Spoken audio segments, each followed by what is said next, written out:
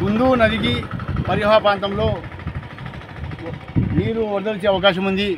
ప్రజలు మేల్కోవాలని Nandyal municipal commissioner చెప్పినారు.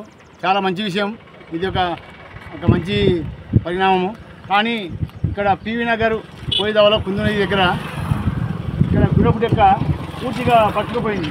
అంటే నీళ్ళు పోయే అవకాశం లేకుండా పోయింది. ఈ యొక్క గుర్రపు డెక్క పూర్తిగా పోయింది. ఇక్కడ పూర్తిగా అంటే ఈ మోరీలో పోయే అవకాశమే లేదు. అప్పుడు నీళ్ళు ఎలా పోతాయి? నీళ్ళ సందులో పోయే అవకాశం ఉంది. కాబట్టి నంద్యాల మున్సిపల్ కమిషనర్ గారు మీరు చెప్పడం కాదు, ఇక్కడ మీరు త్వరగా వచ్చి మీ సిబ్బందితో ఈ గుర్రపు డెక్కను తొలగిస్తే ఈ మోరీ ద్వారా నీరు బయటికి వెళ్ళిపోతుంది.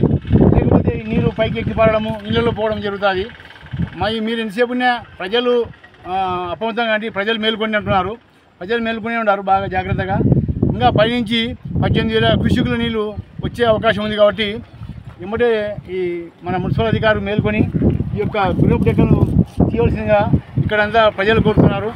ఏమన్నా ఇక్కడ మీకు నీళ్ళకి ఇబ్బందిగా ఉంది కదా, గుర్రపు డెక్కను